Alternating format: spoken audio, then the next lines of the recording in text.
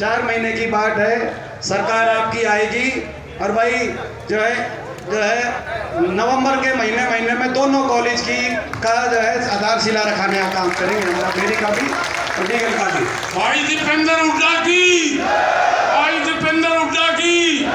तो भाई इन्होंने तो भाई इनका थारी सरकार बन गई हरियाणा में, तब क्या करोगे? तो मतलब 4-5 बात कह रहा हूँ भाई, बाकी लंबी बात नहीं कहता। अगर हमारी सरकार बनेगी तो सबसे पहला काम हम करेंगे, अपने बुजुर्गों की पेंशन 6,000 रुपए करेंगे बूढ़े, 6,000 बूढ़े के और 6,000 बुढ़िया के, ठीक है। और भाई ये सब जो है रोटी जो है सिलेंडर पर वो है, ये हमारी माताएं बैठी है, बहन बेटियां, तो सिलेंडर की कीमत सरकार बनने पे 500 रुपए से ज्यादा नहीं होगी भाई। और जैसा सूदेबाज जी ने कहा स्वास्थ्य के लिए 25 लाख तक को, तो सारा घोषणा पत्र आपने पढ़ा होगा। और सरकार बनने के बाद 2 लाख जो नौकरी खाली पड़ी है ना, पक्की नौकरी, सबको वो नौकरी देंगे भाई। ये सरकार तो बाहर वालों को देती है।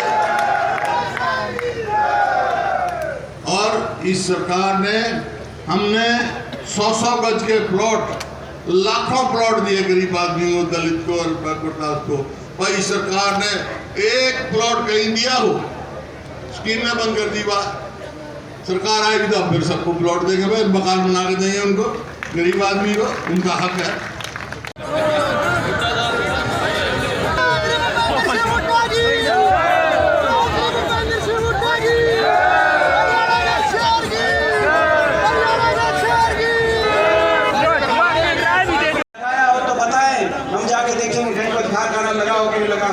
काम बिगाड़ दिया, विकास की पटरी से उतार दिया हरियाणा। लेकिन अगर ये काम ना भी करते तो भी हम काम चला लेते, क्योंकि हमारा दिल बड़ा है। मगर इन्होंने तो एक और काम किया, विकास की पटरी से हरियाणा को उतारा, और मगर उसके साथ साथ हरियाणा के हर वर्ग का तिरस्कार और हर वर्ग का अपमान करने का काम किया। एक और चीज में नंबर 1 हरियाणा बन गया, सरकार के अहंकार में देश में नंबर 1 हरियाणा बन गया। कोई ऐसा वर्ग नहीं जिस वर्ग का अपमान इस सरकार ने किया नहीं, कोई ऐसा वर्ग नहीं। जब किसान ने अपनी बात मानी, आंदोलन चला 3 कानूनों के खिलाफ, तो देश में अगर एक प्रदेश में किसान पे लाठियां चली, गोलियां बरसी, आंसू गैस के गोले दागे गए, पानी की बौछार के निशाने पे किसान को लिया गया, तो हरियाणा प्रदेश 750 किसानों की जान चली गई। और देश की संसद में खड़े होके उन किसानों के लिए सहानुभूति के 2 शब्द कहने की तो दूर की बात है, उनके लिए अपमानित शब्दों का प्रयोग किया गया। वह हमने सामना किया, वहां भी संसद में मैं अकेला था, देश से अकेला सांसद गया जरूर था, लेकिन आपके आशीर्वाद से पलक मैंने नहीं झपकाई। जब किसान पे वहां से वार किए जा रहे थे, जब किसान पे तीर चलाए जा रहे थे, वहां अपनी वाणी से तीर चला रहे थे, तो उन तीरों को भी मैं अपने छाती में ले रहा था, लेकिन एक कदम पीछे नहीं हटा रहा था। आपने देखा देश के किसान का अपमान। जब सरपंच अपनी मांग लेके गए, सरपंचों का अपमान, सरपंचों पे लाठीचार्ज। मनरेगा के मजदूर अपने जो आंदोलन किया तो मनरेगा भूख हड़ताल करनी पड़ी, तो मनरेगा के मजदूरों पे लाठीचार्ज। जब सफाई कर्मचारी ग्रामीण चौकीदार गए, उन पे लाठीचार्ज। जब हमारी बेटियां, हमारी खिलाड़ी, क्या कसूर था इन बेटियों का, मैं पूछना चाहता हूं। जो हमारी पहलवान बेटियां जिन्होंने ये कहा कि हम अपने देश से न्याय मांगते हैं, अब तो दिल्ली पुलिस ने भी लिख दिया कि जो आरोपी है, मुख्य आरोपी, उस आरोपी ने हर मौके पर उन बेटियों के साथ दुर्व्यवहार किया था। अब तो दिल्ली पुलिस की रिपोर्ट ने भी लिख दिया, लेकिन उनका क्या कसूर था कि उनका देश में उनका मुकदमा भी दर्ज नहीं हुआ। सुप्रीम कोर्ट उनको जाना पड़ा, आंदोलन करना पड़ा, दिल्ली की सड़कों पे उनको घसीटा गया। क्या कसूर था उन बेटियों का, और हमारा क्या कसूर था जो हम उनके साथ जाके खड़े हो गए? तो देश की सबसे बड़ी पंचायत के सारे बीजेपी के सांसद सबने कहा कि भाई ये दीपेंद्र इनका साथ दे रहा है। और मैं कहना चाहता हूँ, अगर न्याय की बात आएगी, किसी के साथ खड़ा होना, तो भाई हम उनका साथ देंगे और न्याय के लिए लड़ाई लड़ेंगे। लेकिन क्या कसूर था, मैं आपसे पूछना चाहता हूँ। ये तो वो देश है जहाँ की परंपरा में बहन बेटी के इज्जत के न्याय के लिए महाभारत जैसे युद्ध हुए इस हरियाणा के अंदर। ये वो देश है। इस देश में अपनी दुश्मन की बहन बेटी की इज्जत को भी अपना इज्जत मानने की, अपनी मान सम्मान मानने की परंपरा है। ये वो देश है।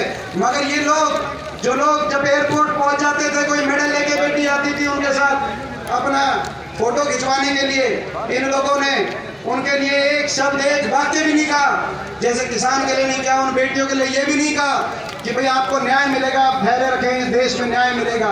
क्या कसूर है? हर वर्ग के साथ इस सरकार ने कोई, मैंने कहा, काम नहीं करते। अपमान किया और अहंकार इतना। अभी पीछे आपने देखा होगा, जन संवाद जब शुरू किया खट्टर साहब ने, 10 साल तो कुछ किया नहीं, चंडीगढ़ से बाहर निकले नहीं। मगर 6 महीने पहले जन संवाद किया तो एक जगह गए तो एक महिला ने खड़े होकर कहा कि इतनी बेरोजगारी हो गई, हमारे कोई फैक्ट्री आप लगवा दो, कोई फैक्ट्री लगने से दूर हो जाएगी। तो बोला इनको फैक्ट्री की कोई जरूरत नहीं, इनको चंद्रयान में बैठ बिठाकर और चांद भेज दो। ये अहंकार। कोई किसी का मान सम्मान, मैं पूछना चाहता हूँ आपको, 10 साल से आपने सरकार के 2 ही काम होते हैं, काम करना और जनता का मान सम्मान करना। मैं पूछना चाहता हूँ, आपने बेरी हल्के में इनको कोई काम करते देखा है? मैं आपसे पूछना चाहता हूँ, देखा ही नहीं। बोला भाई ये मुख्यमंत्री तो आए ही नहीं कभी 10 साल में, और कई हल्कों में नहीं गए, ज्यादातर हल्कों में गए ही नहीं 10 साल में। तो भाई काम करते नहीं देखा तो मान सम्मान करते देखा है? मैं लोगों का मैं पूछना चाहता हूँ।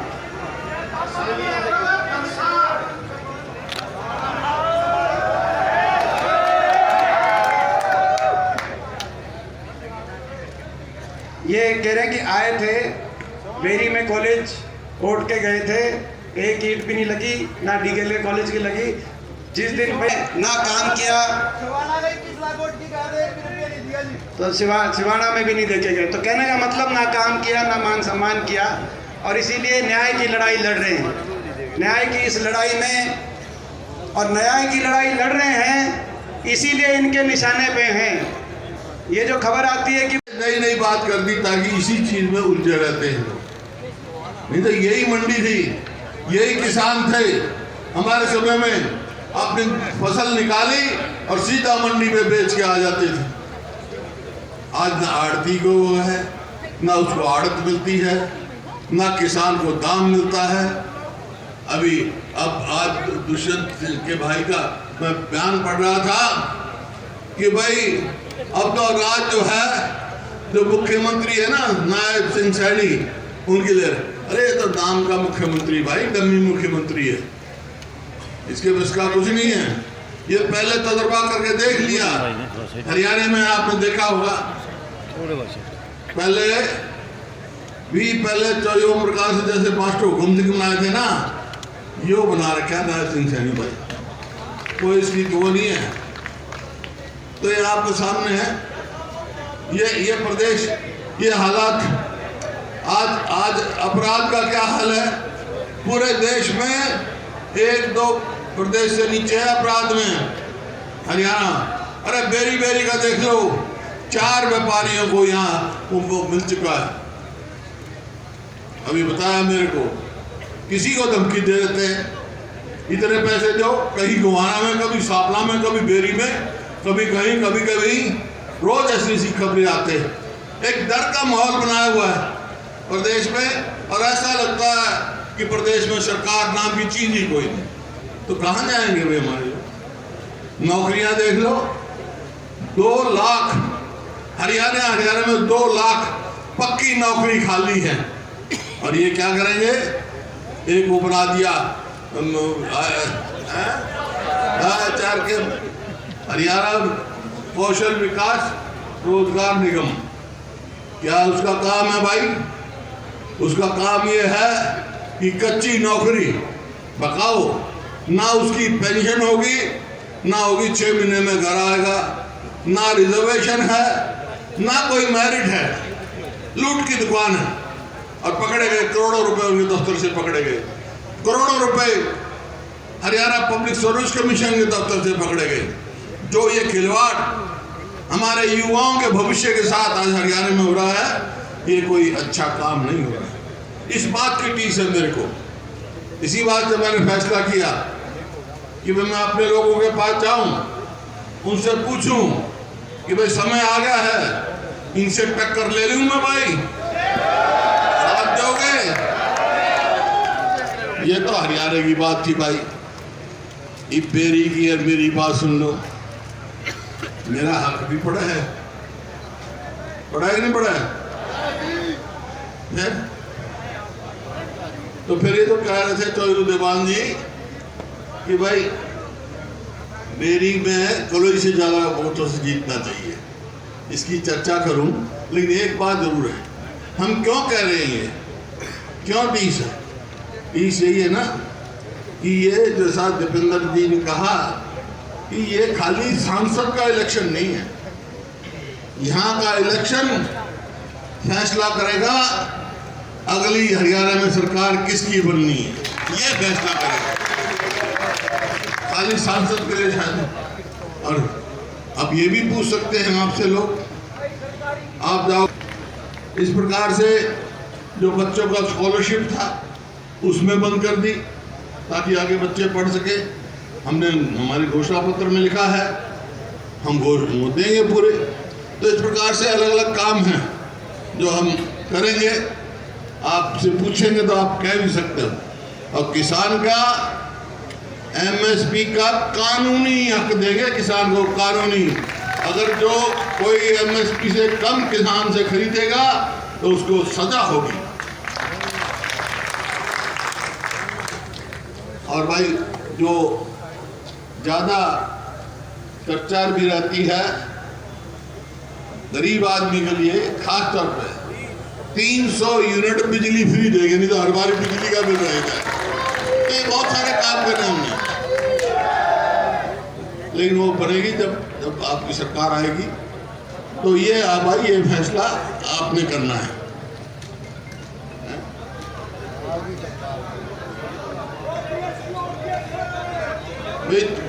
और मैं पहले कह चुका हूं कि अगर हमारी सरकार आएगी तो पहली कैबिनेट में ओल्ड पेंशन स्कीम लागू करेंगे। तो ये आप और बहुत सारे फैसले घोषणा पत्र लागू है, मोटी मोटी बातें मैंने बताई। तो भाई इस बात पे तो आज मैं आपसे कहने आया हूं, आपने बहुत आशीर्वाद रखा। जब मैं भी पार्लियामेंट का चुनाव लड़ा, डॉक्टर साहब 2000 से हमारे साथ हैं और बहुत जैसे कहा ना वहाँ डट के मुकाबला करते हैं। सबसे बड़ी जो है इनकी खासियत ये है मजबूती से मेरे साथ खड़े, कोई हिला नहीं सका इनको, कोई बहुत मजबूत। इसी प्रकार से पूरा हल्का बेरी हल्का मजबूती से हमारे साथ खड़ा। लेकिन पिछली बार की है, पिछली बार आपने बहुत अच्छी वोटिंग लेकिन वोट परसेंटेज कम थी। तो आपके वोट परसेंटेज बढ़ानी है आपने। और एक काम करना है, जब तक ये मशीन की कोई नहीं है, उसकी रुखाड़ करनी है मशीन, ठीक है। जब तक मशीन का पोलिंग छोड़ना नहीं है, खाली मत छोड़ गाइयो। और खाली नहीं छोड़ोगे तो कुछ नहीं कर सकता इसको पूरे।